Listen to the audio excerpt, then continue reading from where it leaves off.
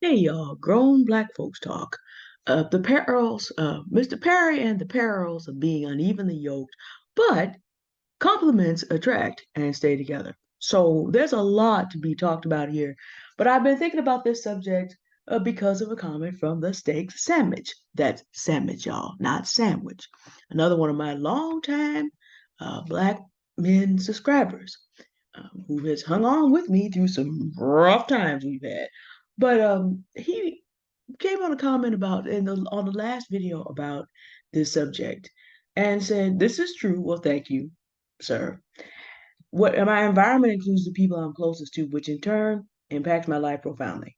I need to take an honest account of the men people around me. I'm fortunate to have a good core of folk around me, but there are also those in close proximity whose lifestyles are disagreeable to mine.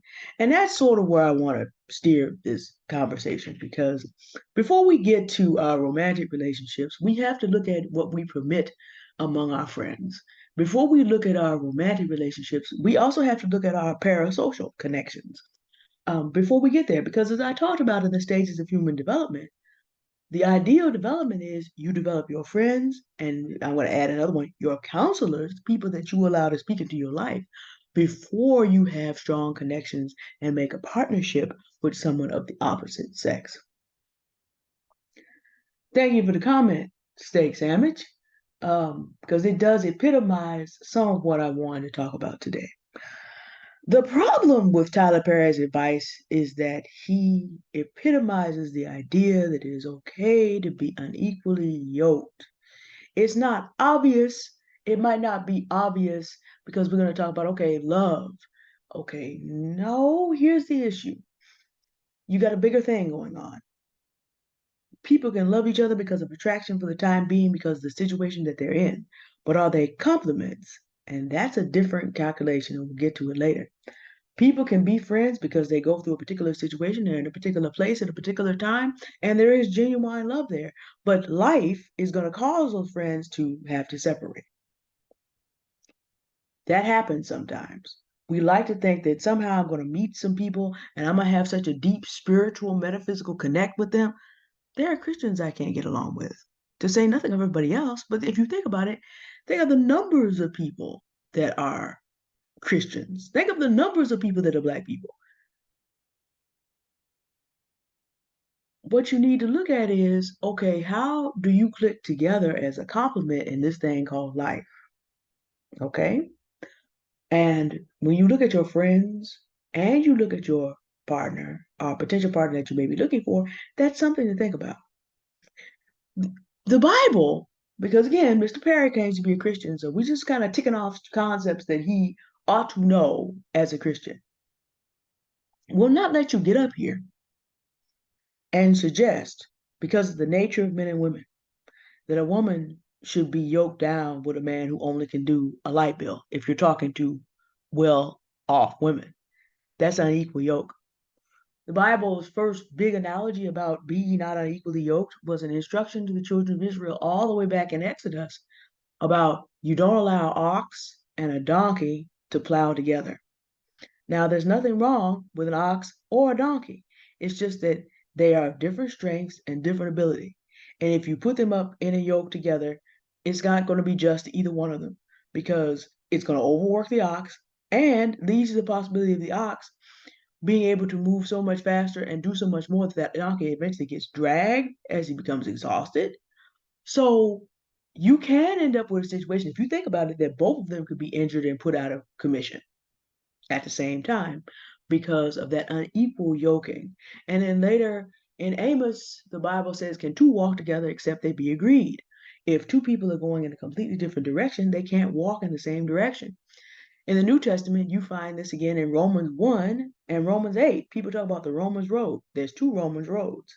The people who are in Romans 1 cannot walk in the same direction as the people who are in Romans 8.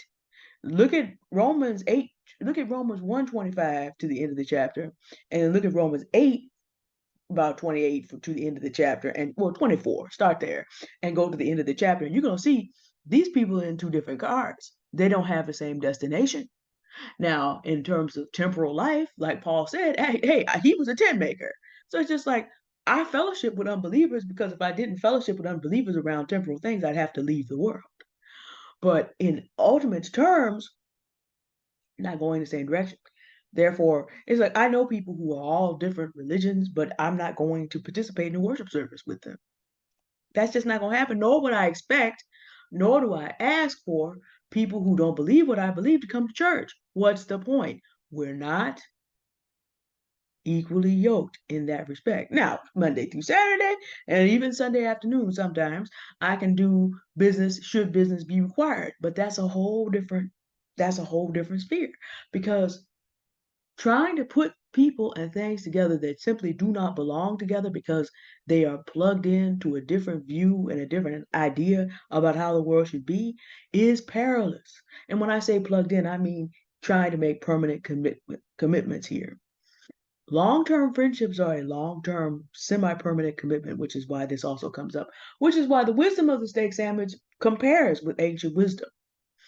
Now, the other thing that we often don't think, well, let me go back to the example. A woman who makes $50,000 a year and a man who can pay a light bill is an extreme example, but it is an extremely uneven example. If, we're not talking about, again, and he could have said this if he wanted to, we're not talking about 100 versus 60, we're not talking about 100 versus 80, we're not talking about any of that.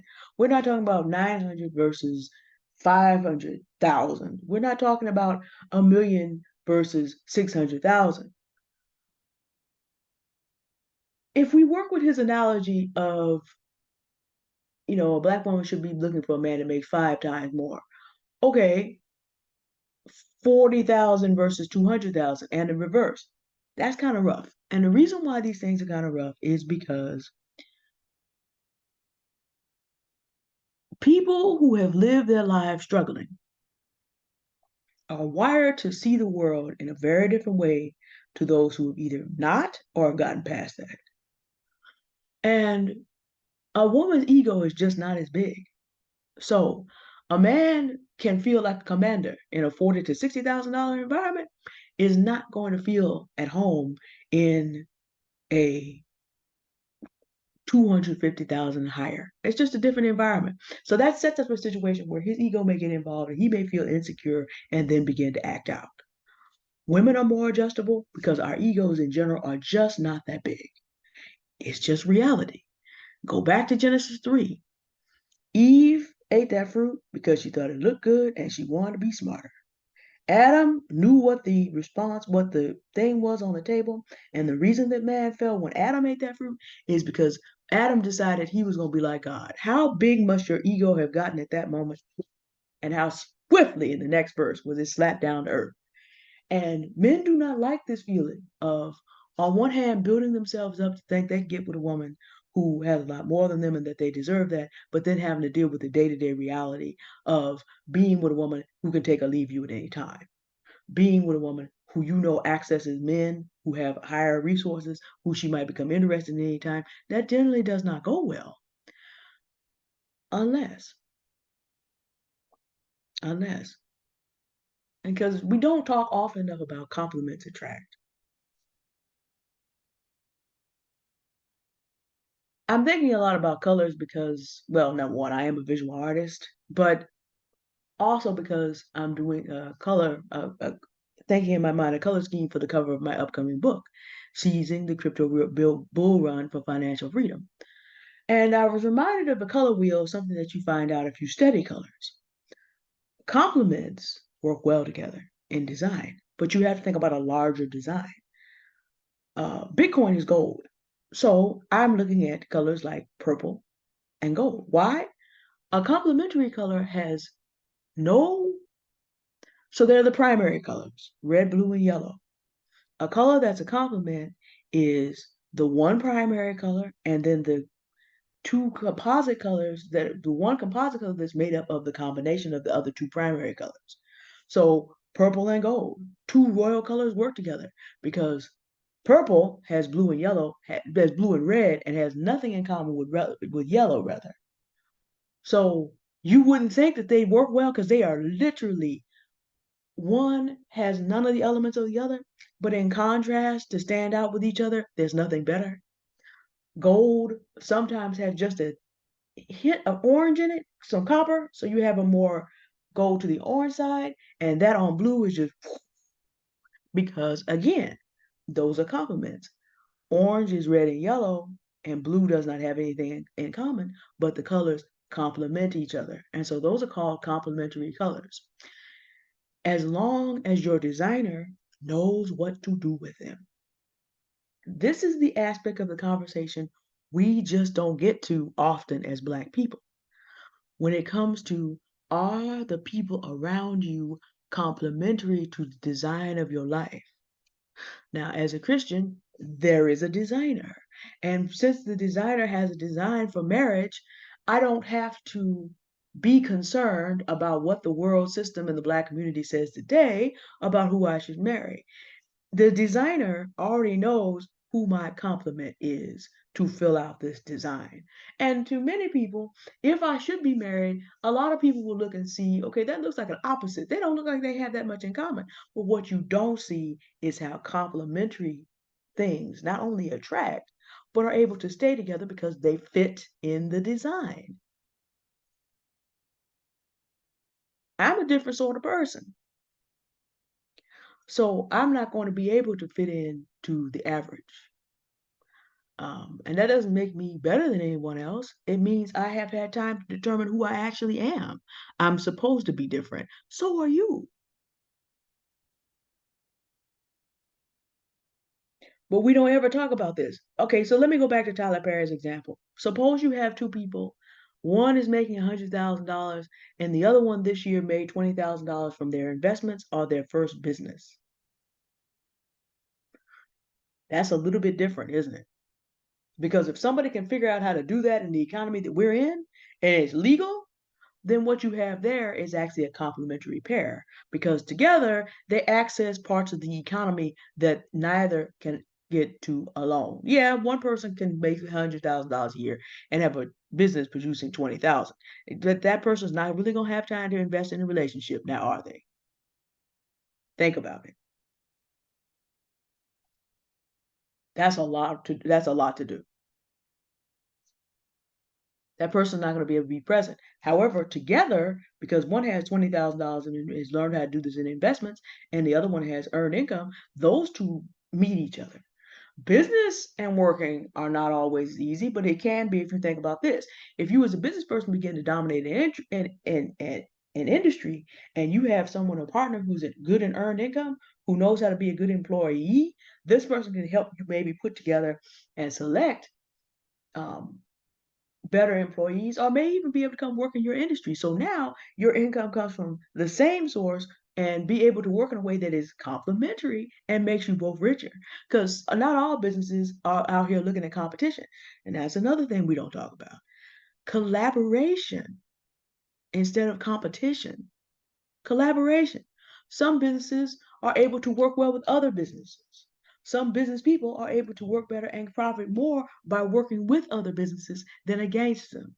So if you have that kind of thinking and you have one person that has earned income and the other person who's a business owner, you can make that work in a lot of different ways that the two of you can alone because again, complements fit inside the design. So this is how I'm advancing the conversation.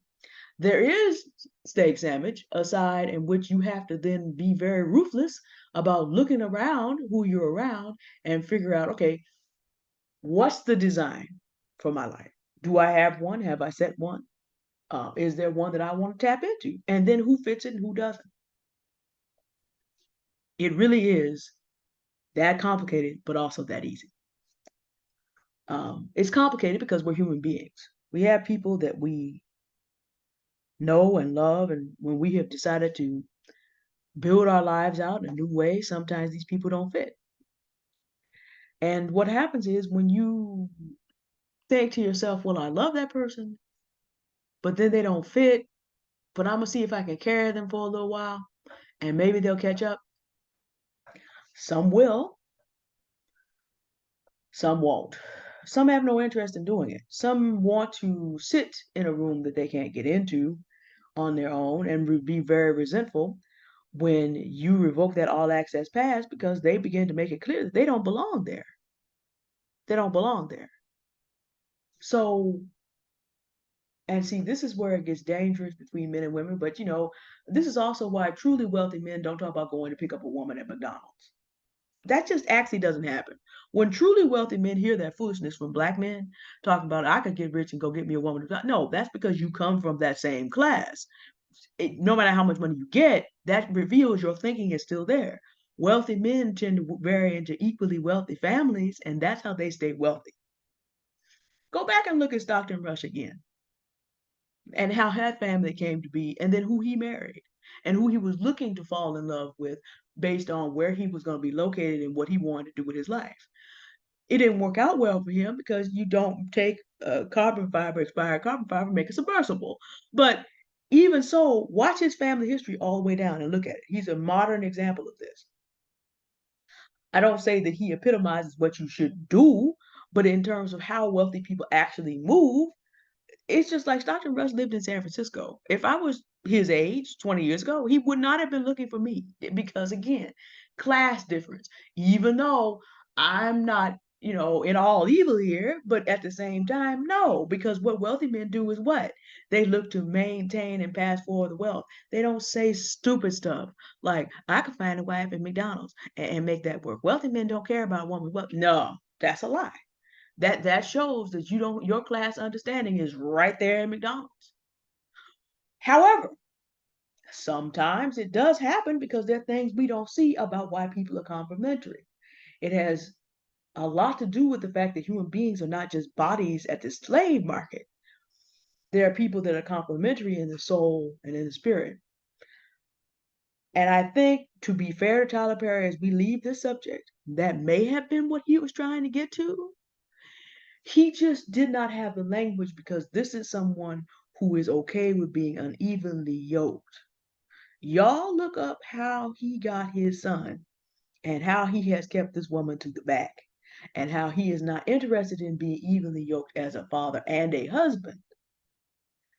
So he may have been trying to go toward the soul and the spirit match, but even then, he comes from a background where he does not himself understand that loving a child's mother is one of the greatest gifts you can give to your children is to love them.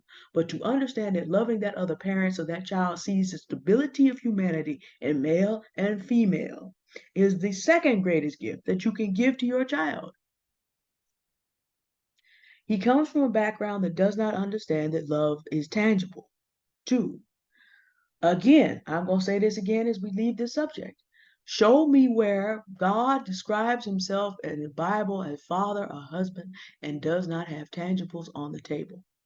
The argument is never made, nor would it ever be made because he was the one who said, if any man provide not for his own, he is worse than an infidel, worse than an unbeliever, which is to say, if you have a family and you refuse to do that family, he hath denied the faith. In other words, God is like, you're not even a Christian. You are worse than an unbeliever. I count you as worse than someone who walked up and rejected my son. That's a very deep statement. That's a very deep statement. It's like, we just gotta open the lake of fire in advance for you. You cannot be sitting up here as a Christian, kind of finding ways now to support the family that you made. No, absolutely not. Which is why, if I was going to be very dogmatic about it, this is why people come and talk about, well, so and so was a youth pastor and so was a this and that. No, no, no, no, no, no. No.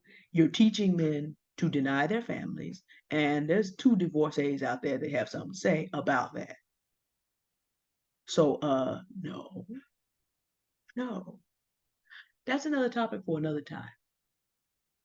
Where I want to leave this, because there are some other things that we need to talk about. I am not unaware of Brickgate. For example, and when I'm watching other videos, people in the comments like, when y'all gonna admit that you were wrong about Brickgate? I'm like, y'all, that's a whole subject. I'm just taking my time. There's some things I saw from Tony Gaskins yesterday that has some wisdom that we can profitably discuss in the aftermath of us being concerned about what Mr. Perry has had to say. But for today, I want you to build on the steak sandwiches wisdom and look at, okay, Let's not be unevenly yoked, but let's not just put that down to a money value. Let's also understand that complements attract. And sometimes you meet people that have different skills in different areas, and sometimes that'll work. Above all things, you got to understand what you believe and what it is that you believe the design of your life is supposed to be.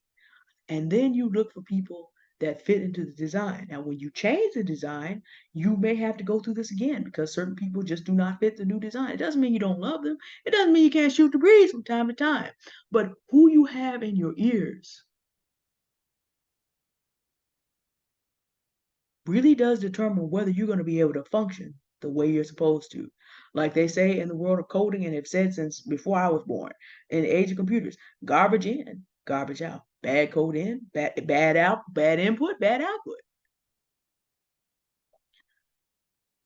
Be ye not unequal, evenly yoked, but also understand there are complementary things that don't necessarily look like they match on the surface, but when you put them together in the right design, they are magnificent and they will last.